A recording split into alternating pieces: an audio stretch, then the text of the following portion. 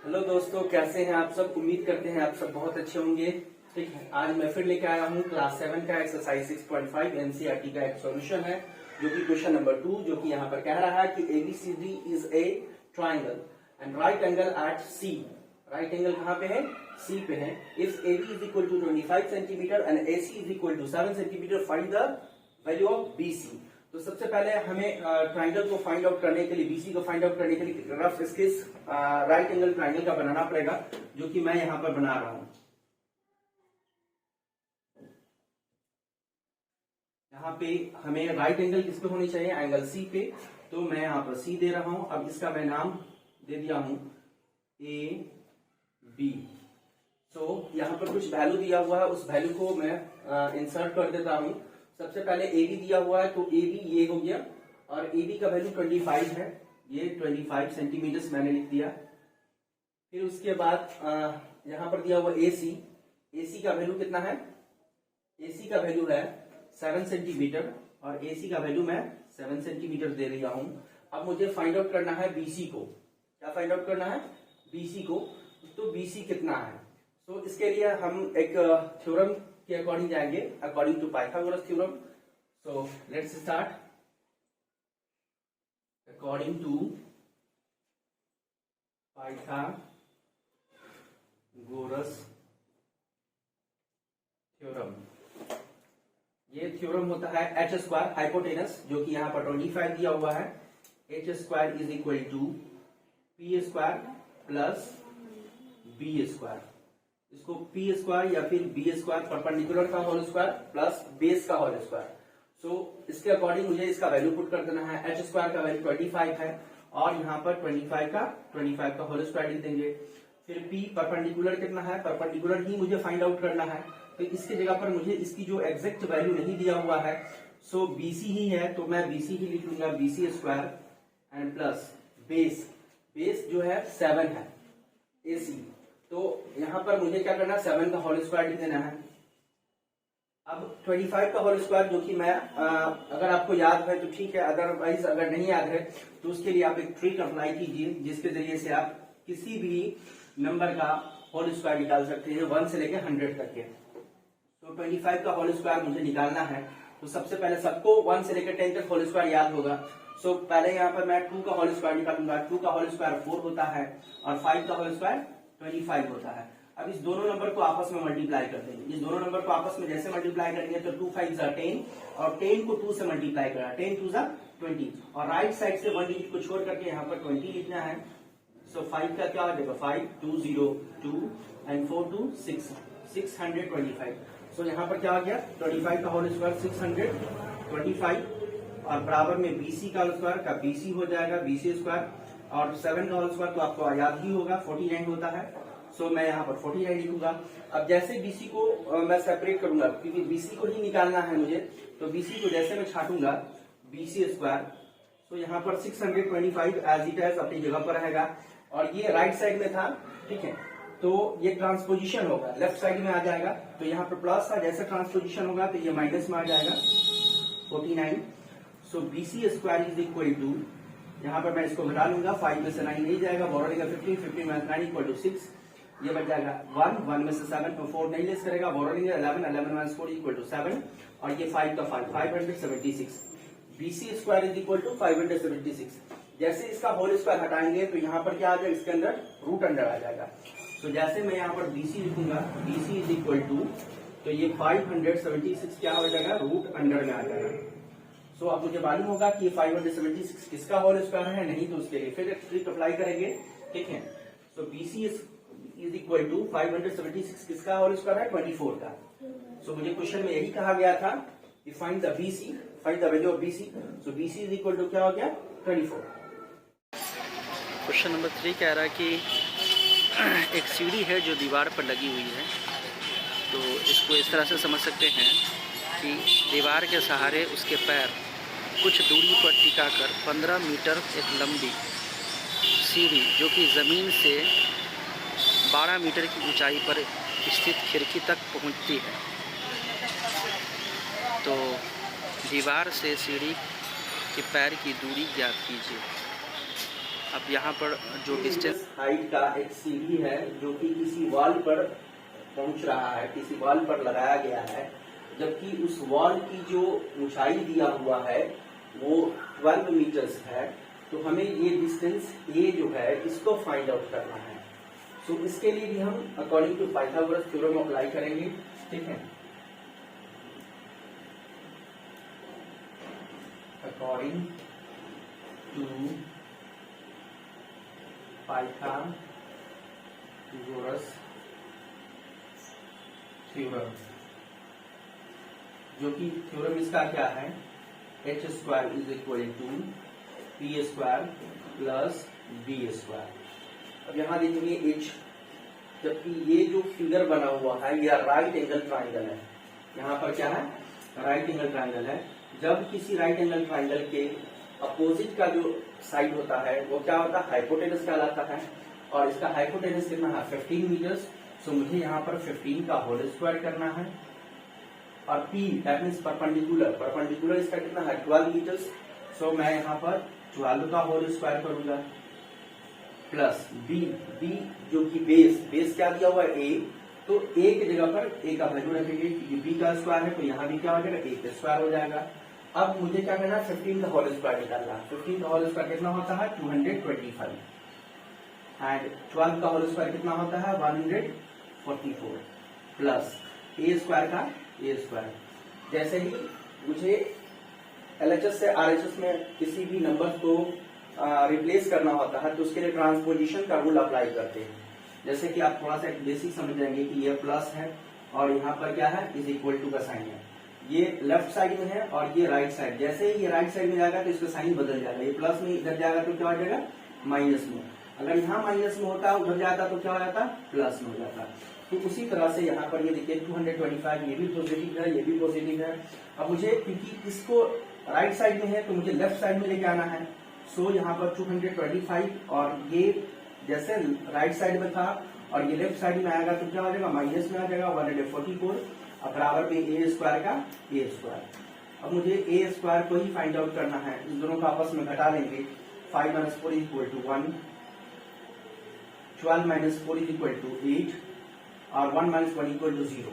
So A square is equal to क्या निकल के आ गया, 81। सो मैं यहाँ पर ए स्क्वायर इज इक्वल टू, जैसे ही ए को मैं स्क्वायर हटाऊंगा तो ये रूट अंडर 81 क्या आ जाएगा, रूट अंडर में हो जाएगा। और कभी भी कोई रूट अंडर परफेक्ट स्क्वायर से रूट कट जाता है या टूट जाता है। तो 81 जानते हैं सब की कॉमन है, 9 का होल स्क्वायर होता है। सो ए इज इक्वल टू क्या निकल के आ गया, 9, दैट मीन्स 9 का परफेक्ट स्क्वायर। अगर आपको नहीं समझ में आ रहा है कि कैसे 9 आ जा रहा है तो देखिए ए इज इक्वल टू क्या है आपके रूट अंडर में 81 और 81 जानते हैं कितना का होल स्क्वायर होता है, 9 का, ठीक, 9 का होल स्क्वायर होता है। और ये होल स्क्वायर से रूट क्या होता है, कैंसिल आउट हो जाता है। सो ए इज इक्वल टू क्या बन जाएगा आपका, 9। क्वेश्चन नंबर 7, क्वेश्चन नंबर 7 है find the perimeter of a rectangle. एक रेक्टेंगल का आपको पेरीमीटर फाइंड आउट करना है, जबकि इसका रेक्टेंगल का जो लेंथ दिया हुआ है वो कितना दिया हुआ है, 40 सेंटीमीटर्स। और रेक्टेंगल का जो डायगोनल जिसको विकर्ण बोलते हैं वो कितना है, 41 सेंटीमीटर्स। सो पहले हम एक रफ स्केच बनाते हैं रेक्टेंगल का।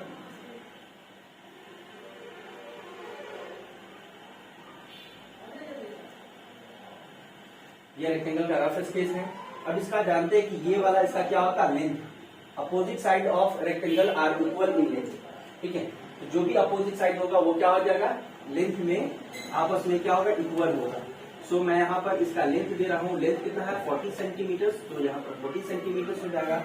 जबकि यहाँ पर क्या दिया है, एक डायगोनल बनाया हुआ है, क्या है, एक डायगोनल। डायगोनल कितना है 41 सेंटीमीटर का। सो मैं यहाँ पर से ये क्या है, डायगोनल बना दे रहा हूँ, ठीक है। ये डायगोनल कितना है 41 सेंटीमीटर, ठीक है, या 41 सेंटीमीटर लिखेंगे, ठीक है। अब यहाँ देखेंगे आपको ये क्या, इसमें से दो फिगर आपको दिखाई दे रहा है। एक क्या बन गया, राइट एंगल ट्राइंगल, यहाँ भी बन रहा है। क्या बन रहा है, राइट एंगल ट्राइंगल, यहाँ भी बन रहा है और यहाँ भी बन रहा है। किसी में से भी एक का निकाल लीजिए, आपका बेस निकल जाएगा। अगर यहाँ से बेस निकालेंगे, इस ट्राइंगल से बनाएंगे, यहाँ से अगर नाम दे सकते हैं, यहाँ पर नाम दे दीजिए A B C D। तो एक ट्राइंगल क्या बन रहा है यहाँ पर, बी सी डी एक ट्रायंगल बन रहा है जो कि सी पर क्या है, राइट एंगल बन रहा है। अगर इसके अकॉर्डिंग हम पाइथागोरस का थ्योरम लगाएंगे तो यहाँ भी हमारा बेस निकल जाएगा। जैसे जो बेस निकलेगा तो आप जानते हैं कि एक रूल होता है कि रेक्टेंगल का अपोजिट साइड्स कभी भी क्या होता है, आपस में इक्वल होता है। तो ये एक साइड होगा तो ये इसके बराबर हो जाएगा, ठीक है। तो इसके अकॉर्डिंग हम दोनों का बेस, क्योंकि हाइट इसका लेंथ निकला हुआ है और बेस मैं फाइंड आउट कर लूंगा, जिसके अकॉर्डिंग मुझे पेरीमीटर निकालना बहुत आसान हो जाएगा। सबसे पहले हम आ रहे हैं इन ए ट्राइंगल, क्या हो जाएगा, B C D, B C D, in a triangle B C D, right angle triangle किस पे है, एट सी पे, and right angle triangle at C. So जैसे राइट एंगल ट्रायंगल बनता है तो उसकी अपोजिट साइड क्या हो जाता है, हाइपोटेनस आ जाता है। क्या होता है, हाइपोटेनस। सो अब हम पाइथागोरस, अकॉर्डिंग टू पाइथागोरस का रूल लगाएंगे, अकॉर्डिंग टू पाइथागोरस थ्योरम, या फिर प्रॉपर्टी लगा सकते हैं। तो इसका रूल क्या होता है, H square is equal to P square plus B square. अब h की जगह पर ये हमारा हाइपोटेनस निकल गया है 41 का होल स्क्वायर, 41 का होल स्क्वायर, और बराबर p that means perpendicular, perpendicular कितना है 40, जो कि यहाँ पर 40 का होल स्क्वायर है, ठीक है। और b जो कि बेस, मुझे ac को फाइंड आउट करना है जो कि dc है, तो बेस को मैं क्या लिख दूंगा, dc। सो यहाँ पर dc स्क्वायर लिखूंगा, ठीक है। अब मुझे 41 का होल स्क्वायर निकालना है। तो मैंने आपको बताया कि 41, अगर आपको लग रहा है कि 41 का होल स्क्वायर आता है तो ठीक है, नहीं आया तो उसके लिए कॉमन ट्रिक, जो कि ट्रिक क्या है, 41 का होल स्क्वायर मुझे निकालना है। सो 4 का होल स्क्वायर 16, 1 का होल स्क्वायर 1 लेना, लेकर के 0 1 लिखेंगे, क्योंकि मुझे यहाँ पर 4 डिजिट में लेना है, तो 0 1 लिखेंगे। अब इस दोनों को आपस में मल्टीप्लाई करेंगे, 4 इंटू 1, 4 1 का 4, एंड 4 को 2 टाइम मल्टीप्लाई कर 4 2 जा 8, एक डिजिट को छोड़ करके नीचे लिखना है और उसको ऐड कर देना है, 1 का 1, 8 0 8, 6 का 6, 1 का 1, क्या आ गया, 41 का होल स्क्वायर 1681। सो 1681 बराबर 40 का होल स्क्वायर, तो कॉमन सी बात है, क्योंकि 40 को आप यहाँ पर 40 से मल्टीप्लाई 4 4 जा 16, और ये 0 दोनों को आपस में छोड़ दिए थे, उसको अभी इंसर्ट कर दिए, तो क्या हो जाएगा 1600, या फिर इसको ट्रिक के जरिए से भी आप लेके जा सकते हो, ठीक है। 1600 प्लस डीसी का होल स्क्वायर का क्या हो जाएगा, डीसी स्क्वायर। अब जैसे ही डीसी को सेपरेट करना है मुझे, क्योंकि ये एलएचएस आरएचएस में दोनों नंबर्स हैं, तो किसी को एक साइड में, क्योंकि नंबर को एक साइड में और डिजिट को हम एक साइड में लेके चलेंगे, तो DC square is equal to क्या हो जाएगा 1681 माइनस क्या हो जाएगा, ये नंबर इधर आएगा तो माइनस में आ जाएगा 1600। अब ये DC square is equal to क्या हो जाएगा, DC square is equal to, आपस में घटाइएगा तो क्या बच जाएगा 81, क्या आएगा 81। और जैसे ही डीसी को प्लेन में लिखेंगे स्क्वायर, जैसे हटाएंगे तो ये क्या आ जाएगा, रूट में आ जाएगा, अंडर रूट में आ जाएगा। डीसी इज इक्वल टू क्या हो जाएगा 81। अब जैसे ही डीसी हमारा 81 है, तो आप जानते हैं कि रूट किसी भी नंबर का रूट कब टूटता है, जब वो किसी नंबर का परफेक्ट स्क्वायर हो। तो 81 सॉरी 8 का 9 का, सो डीसी हमारा कितना का परफेक्ट स्क्वायर हो गया 9 का। अब हमारे पास डीसी आ गया, देखिए ये हमारा क्या आ गया डीसी क्या है 9 सेंटीमीटर। जैसे 9 सेंटीमीटर है तो ये भी अपोजिट साइड क्या हो जाएगा 9 सेंटीमीटर, और ये हमारा लेंथ, इसका अपोजिट साइड ये भी क्या है 40 सेंटीमीटर। अब मुझे क्या निकालना है, क्योंकि आपको क्वेश्चन में पूछना है find the perimeter of rectangle, perimeter of rectangle निकालना है। सो अब मुझे यहाँ पर निकालना है क्या, तो मुझे अब क्या निकालना है, find the perimeter of rectangle. So यहाँ पर जगह कंजेस्टेड है तो आप यहाँ पर एडजस्ट कर लीजिए, ठीक है।